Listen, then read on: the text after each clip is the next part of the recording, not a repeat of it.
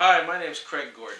I'd like to tell you about something today that's been a real big issue that nobody seems to quite be able to get their arms around. It's called criminal recidivism. And what I'd like to do is make more functional, protect, and put teeth into what is known as criminal recidivism and the re-entry program, meaning people coming out of prison, and how to make that more functional, more protected, more effective, and what do we do? So I'm going to start with poor diet causes mental health issues. So why would I say that? So poor diet and malnutrition, and more importantly hypoglycemia, which is low and erratic blood sugar, predicate a lot of how you feel and how you think. So the first 9 symptoms of hypoglycemia are exhaustion, depression, irritability, anxiety, nervousness, constant worrying, headaches, insomnia, forgetfulness. Cumulatively, these make you miserable. You have 3 to 5 out of those first 10 symptoms, you're in trouble. Of course, we think it's normal. All that is, like malnutrition, invisible.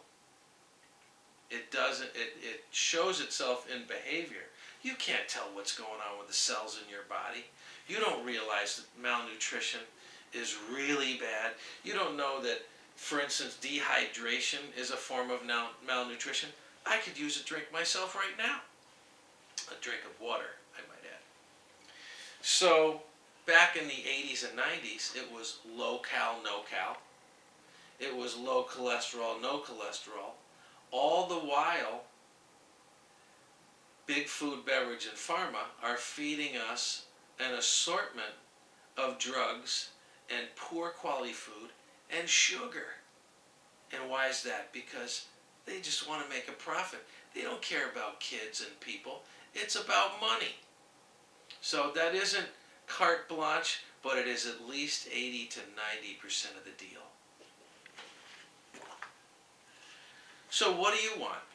Do you want to be healthy and happy? Or do you want to be a malnourished debt slave? Maybe that's what we should be asking kids when they're 5 and 10 years old. Maybe when they're 15, they should actually know how to spell malnourished. Maybe they should know the definition of malnourished. So maybe we could make a huge play right now, 2020, and start to get serious about nutrition for the first time in modern history. So this would be examine things like play now and pay later, a attitudinal mindset that basically allows us to think it's okay as a kid, we're going to burn off that sugar. Well, you're not going to burn it off. You're going to go into sugar shock.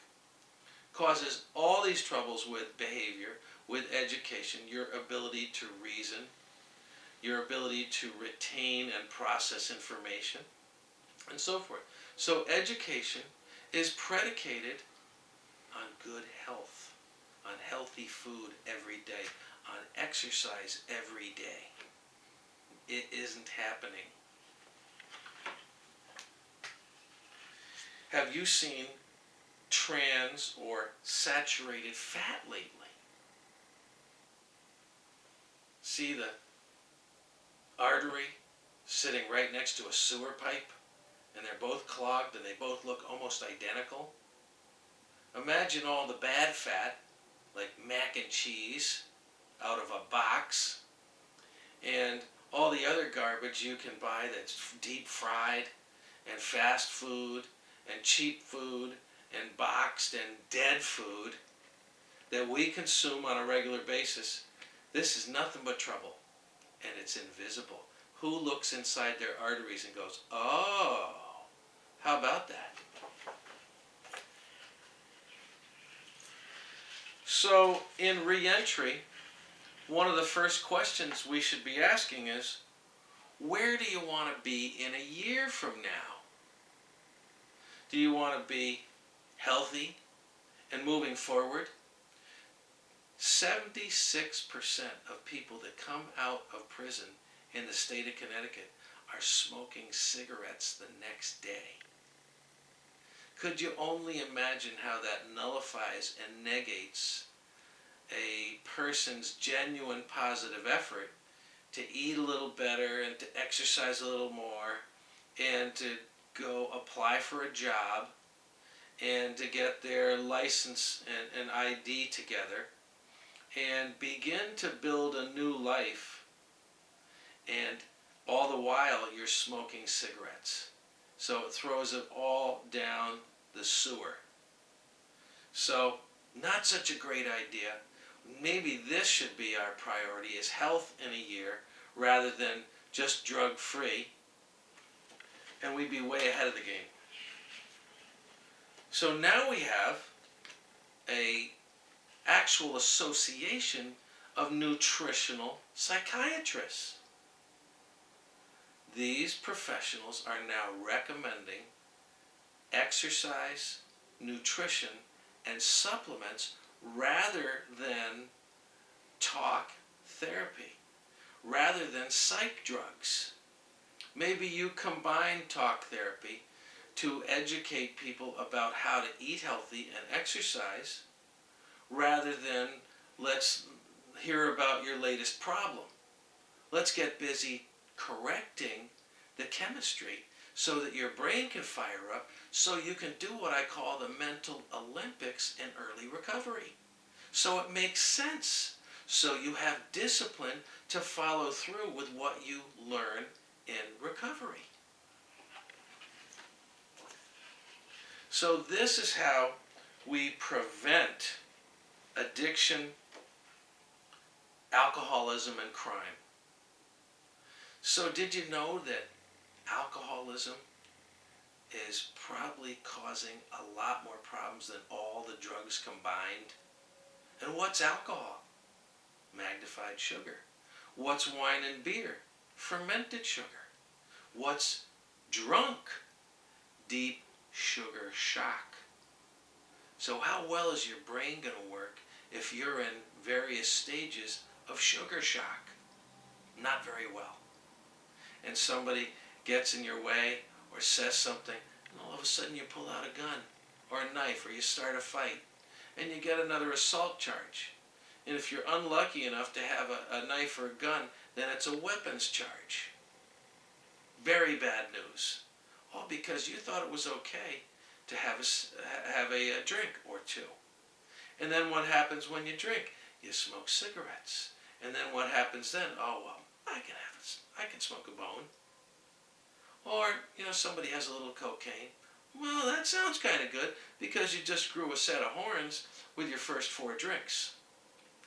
So this unbelievably subtle and seductive daisy chain goes on every day in everybody's mind and body, and we get in trouble. So just because you have freedom and you get released from prison doesn't mean that you're free to make bad choices. You're free to throw your life under the bus once again.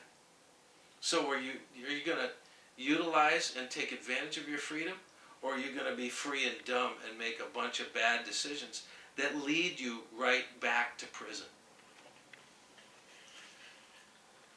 So what we want to do in the social services and criminal justice is foster positive behavioral changes. And to date, that's not happening too well. We try, we make effort, we do this, we do that, and it's just not working too well. So how about we put some teeth in those programs, and we make them far more effective with much better tools, and get people healthy from the get-go, and we stipulate there will be no cigarettes on parole, on probation, on release. You sign a statement, there's no cigarettes. maybe there shouldn't be any cigarettes in the diversion programs. So let's get serious about cigarettes, which I call sugarettes, and let's get serious about sugar in general and see how well we do then. Finally,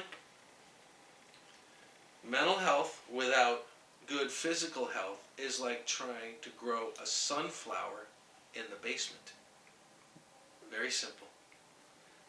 My name's Craig Gordon. I represent the N.E.A.D Foundation, N.E.A.D, USA.org.